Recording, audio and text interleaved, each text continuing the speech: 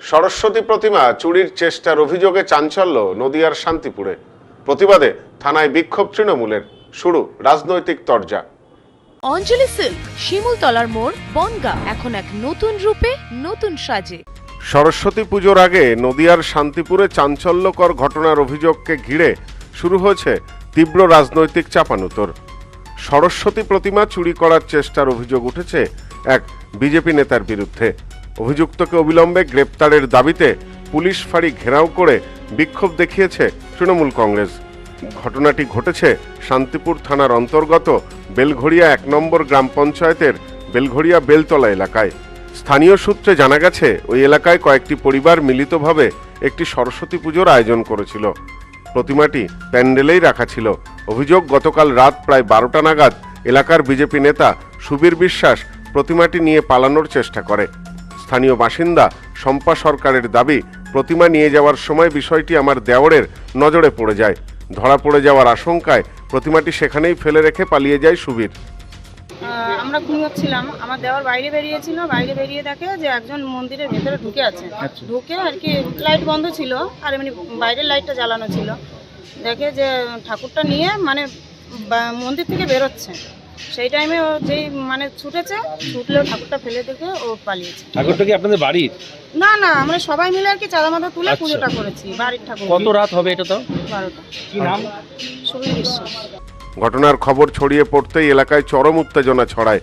এরই প্রতিবাদে আজ শান্তিপুর থানার অন্তর্গত ফুলিয়া ফাঁড়ি ঘেরাও করে বিক্ষোভ দেখায় তৃণমূল কংগ্রেস। অভিযোগকারীদের অভিযোগ, ধর্মকে সামনে রেখে রাজনৈতিক ফায়দা তোলার উদ্দেশ্যেই এই ঘটনা ঘটানো হয়েছে। এখানটা একটা ছেলে আরএসএস কি করে, বিজেপি করে, তারা সে ঠাকুর এখান থেকে নিয়ে মূল উদ্দেশ্য ছিল ঠাকুরটা ভেঙে ফেলবে, ঠিক আছে? ভেঙে ফেলার উদ্দেশ্য ছিল, ঠাকুরটা নিয়ে যাচ্ছিল, আমরা বাড়ির সবাই দেখে ধাওয়া দিই ও পালায়। তাদের দাবি, আগামীকাল ফুলিয়ায় বিজেপি নেতা শুভেন্দু অধিকারীর সভা রয়েছে, সে কারণেই পরিকল্পিতভাবে এই চক্রান্ত করা হয়েছে। তৃণমূল নেতা সুব্রত সরকার বলেন, শুভেন্দু অধিকারীর সভার আগে ধর্মীয় উস্কানি দিয়ে রাজনৈতিক পরিবেশ গরম করার চেষ্টা করছে বিজেপি। ধর্ম নিয়ে রাজনীতির এই চক্রান্তকারীদের অবিলম্বে গ্রেপ্তার করতে হবে। প্রায় 12টারও উপরে তখন ফুলিয়া বেলঘড়িয়াতে সরস্বতী প্রতিমা তুলে নিয়ে যাচ্ছিলেন। সেই অবস্থায় ধরা পড়েন আরএসএস তথা বিজেপির নেতা সুবীর বিশ্বাস। তাকে গ্রেপ্তারের দাবিতে ওখানকার গ্রামবাসীরা এসছেন। আমরা তৃণমূল কংগ্রেসের পক্ষ থেকে যে দাবি জানাচ্ছি, যে ইলেকশনের সময় যেমন ফেয়ার ইলেকশন করার জন্য দাগি আসামিদেরকে অ্যারেস্ট করা হয়, ঠিক একইভাবে কোথাও কোনো ধর্মীয় অনুষ্ঠান হলে তার আশেপাশে বিজেপির নেতাদেরকে যদি অ্যারেস্ট করা যায়, তাহলে এই সাম্প্রদায়িক অশান্তিগুলো আর হবে না। যদিও অভিযুক্ত সুবীর বিশ্বাসের প্রতিক্রিয়া জানার জন্য তার বাড়িতে গিয়ে কাউকে পাওয়া যায়নি। অন্যদিকে বিজেপির পক্ষ থেকে অভিযোগ সম্পূর্ণ অস্বীকার করা হয়েছে।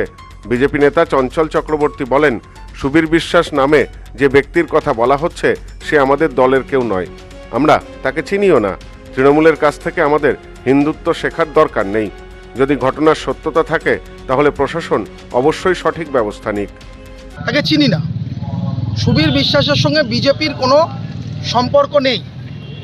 আমি কোনোদিন তাকে বিজেপির কোনো রাজনৈতিক ক্ষেত্রে দেখিনি। ওখানকার প্রাক্তন মণ্ডল সভাপতিও আছে, ও আমাকে বলল যে বিষয়টিও জানেই না, সুবীর বিশ্বাস নামে কোনো কেউ ভারতীয় জনতা পার্টির কোনো পদাধিকারী নেই। এই ঘটনাকে ঘিরে রাজনৈতিক তরজা ক্রমেই তীব্র হচ্ছে। প্রশাসনের ভূমিকার দিকে এখন তাকিয়ে গোটা শান্তিপুরবাসী। Bureau report, news no man's land, Shantipur.